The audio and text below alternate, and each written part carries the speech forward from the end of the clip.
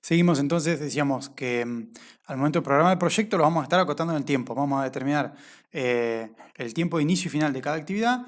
Eso nos permite saber, como veíamos en la producción intermitente, ¿no? Como a través del diagrama de Gantt, saber cómo vamos a estar utilizando los recursos en el tiempo, ¿sí? Em, Vamos a ver cuánto dura el proyecto en total y después vamos a definir algo fundamental que es la ruta crítica, ¿sí? Y las actividades críticas, que son, digamos, la ruta crítica, bueno, la vamos a ver, pero es la que define la duración total del proyecto, ¿sí? Y es uno de esos caminos que veíamos en el diagrama de red, decíamos que hay un nodo de inicio y un nodo final y después uno puede llegar del nodo de inicio al nodo final por distintos caminos, ¿sí? Distintas rutas. Bueno, hay una de esas que va a ser la más larga y va a ser la ruta crítica y las actividades que forman parte de esa ruta van a ser las actividades críticas, ¿sí? Ahí es donde yo tengo que focalizar el control. Y después vamos a ver cuál es la holgura de otras actividades, que es un concepto que es muy importante, que es, bueno, saber qué libertad tengo yo de que una actividad se retrase o no, y sin que me impacte o me impacte parcialmente en el proyecto. Entonces decíamos, el concepto de camino crítico, bueno, ustedes decíamos que uno de los métodos es el método del camino crítico, verán que es un tema central, ¿sí? Decíamos que sabiendo cómo es esa red, ¿sí? Del proyecto, vamos a saber cuáles son las tareas que si se retrasan, se retrasa, digamos, el proyecto total, ¿sí?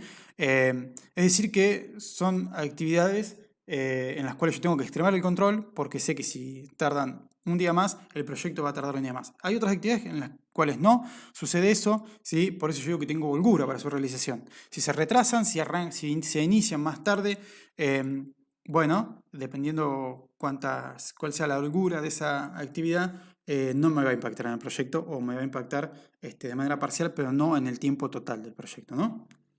Em, la holgura es importante porque a mí, digamos, lo vamos a ver cuando veamos lo que llamamos per costo, pero básicamente es decir, yo tengo una duración de un proyecto y quiero saber cuánto lo puedo acortar agregando más recursos, ¿sí? Sabiendo que hay tareas que si yo agrego más recursos, lo cual tiene un impacto en los costos, pueden durar menos, bueno, yo puedo ir reduciendo el tiempo total del proyecto.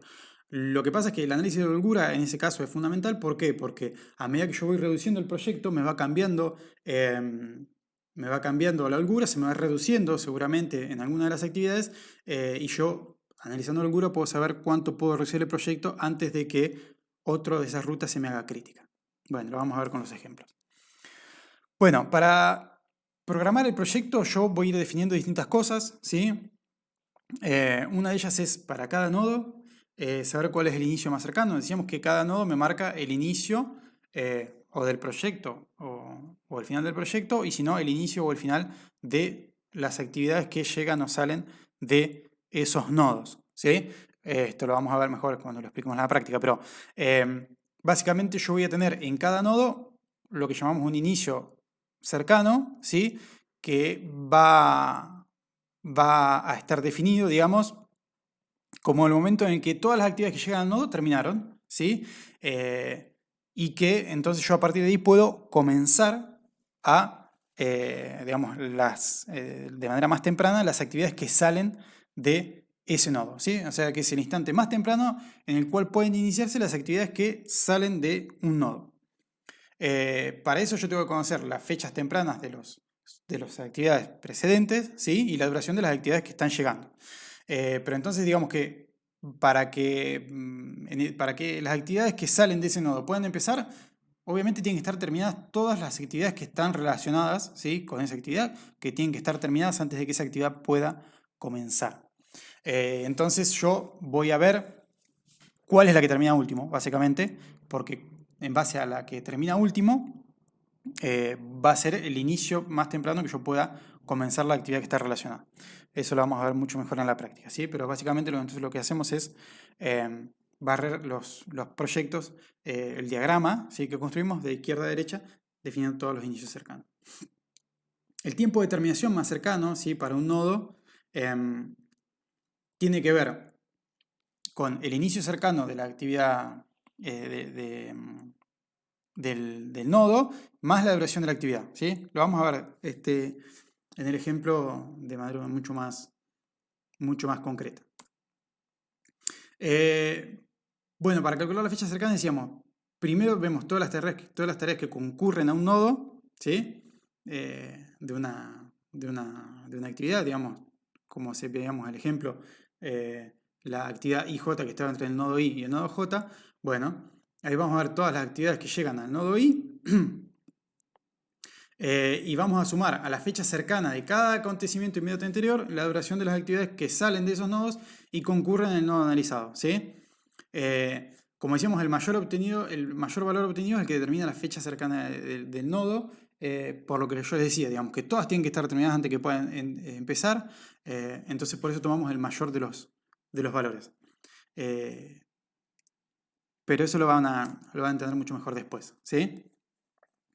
Y después vamos a eso, digamos, así agarremos los diagramas de izquierda a derecha, vamos a agarrar de derecha a izquierda, ¿sí? Para definir los tiempos lejanos, ¿sí?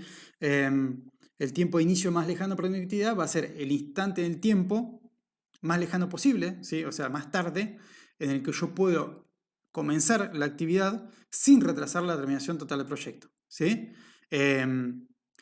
Y la idea es que el nodo de final en el tiempo, digamos, termina el tiempo más cercano. Esto entonces lo que me permite saber, digamos, si esa tarea, cuál es el último momento en que puedo empezar esa tarea para no retrasar el proyecto. Y bueno, esa es una variable importante, ¿no? Y el tiempo de terminación más lejano va a ser el momento más lejano en que pueda terminar la actividad, ¿sí? Estamos pensando en el nodo de la derecha, ¿sí? De una actividad, sin retrasar la terminación del proyecto, ¿sí? Y el inicio lejano entonces va a ser la terminación lejana menos la duración estimada de la actividad. Esa es la relación entre el inicio lejano y la terminación lejana. Pero bueno, eso lo vamos a ver mucho mejor cuando veamos la práctica, cuando expliquemos el procedimiento que utilizamos, ¿no? Bueno, esto lo vamos a pasar así, no nos seguimos embrollando con esto. El procedimiento, entonces decíamos, vamos a estar barriendo el diagrama de derecha a izquierda, ¿sí? Con lo cual vamos a ver cuáles son las tareas que concurren en el nodo analizado, recorriendo en el sentido inverso del último acontecimiento hacia atrás, y vamos a restar a cada terminación lejano la duración de las tareas que concurren al nodo y vamos a tomar, en este caso, el menor valor, ¿sí? Por la misma, digamos, con la misma lógica que decíamos que era el mayor valor antes, ahora vamos a estar tomando el menor valor. De esa manera, teniendo ya las fechas o los inicios cercanos y lejanos y las terminaciones cercanas y lejanas, vamos a poder definir los distintos márgenes, las distintas holguras. Al que llamamos margen total o simplemente holgura, que es como el más común, va a estar definido por la diferencia entre la fecha de terminación lejana, que es la que está acá abajo, menos la fecha de inicio cercano, ¿sí? Menos la duración de la tarea. Y esto me va a indicar cuánto yo puedo retrasar el comienzo de la tarea a partir de la fecha más cercana, ¿sí? Sin que se altere la fecha de finalización del proyecto, ¿sí? Porque yo sé que, ¿se acuerdan? La terminación lejana era la que me permitía saber cuál era el instante en el tiempo en el cual yo puedo terminar, ¿sí? Como último recurso, es decir, en caso extremo, esta tarea sin que se me retrase el proyecto. Entonces, si yo hago este instante del tiempo menos este instante del tiempo menos la duración de la tarea, me da la cantidad de días, semanas, en fin, lo que estemos trabajando el proyecto, que esta tarea se puede retrasar, ¿sí? A partir de su fecha más cercana, ¿no? Pero entonces las tareas que no tienen margen total o holgura son las tareas críticas, ¿sí? ¿Se entiende? Bueno, esa es una de las condiciones, la condición necesaria. El margen libre es otro tipo de holgura, pero me expresa la elasticidad de una tarea con respecto a la fecha más temprana del nodo final de la misma. Fíjense que se calcula de manera distinta. Voy a estar tomando la terminación cercana menos el inicio cercano menos la duración de la tarea. En este sentido, ¿cuál es la diferencia fundamental? Que lo que me está mostrando es cuánto más tarde puede estar, digamos, cuánto puede retrasarse el comienzo de la tarea en la unidad que tomemos, semanas, días, lo que sea, meses, sin que se altere la fecha cercana del evento final, ¿sí? Es decir, que me termine el retraso que yo puedo tener, pero para que el proyecto se siga desarrollando en fechas tempranas, ¿sí? Sin que yo esté comiéndome, digamos, holguras de otras actividades. El intervalo de flotamiento me permite saber, digamos, para un mismo nodo, ¿sí? En un mismo nodo, si yo hago el inicio lejano menos el inicio cercano, es lo que llamamos el intervalo de flotamiento. Y bueno, mide la tolerancia a la demora que yo puedo admitir en el comienzo de las actividades que parten del evento sin alterar la fecha final del proyecto, ¿sí? Pero eso es específico de un nodo. Decíamos, cuando las dos fechas, o sea, cercana y lejana de un nodo son iguales, no hay tolerancia, ¿sí? Es decir que, como decíamos acá, el inicio lejano y el inicio cercano es el mismo. Vemos que ese nodo no se puede, como decíamos, no puedo alterar, digamos, el inicio de las de actividades que salen, ¿sí? Sin alterar la fecha final del proyecto, con lo cual tenemos un nodo crítico, ¿sí?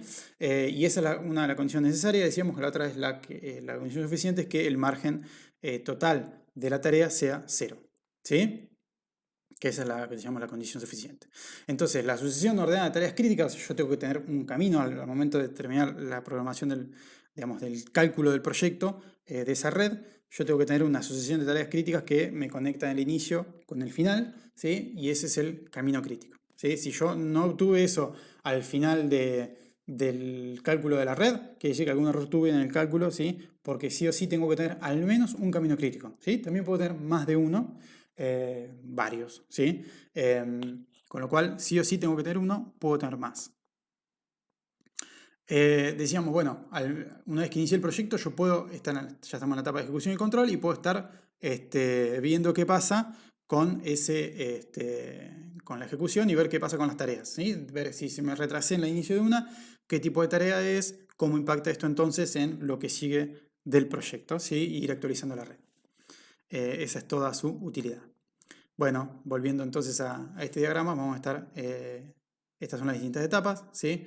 Después del cálculo de red voy a estar acá en la parte de ejecución y control, viendo cómo sucede y volviendo, ¿sí? Por eso estaba esta vuelta acá, porque puedo estar recalculando la red y bueno, viendo cómo me impacta. Vamos a ver en el próximo video este ejemplo.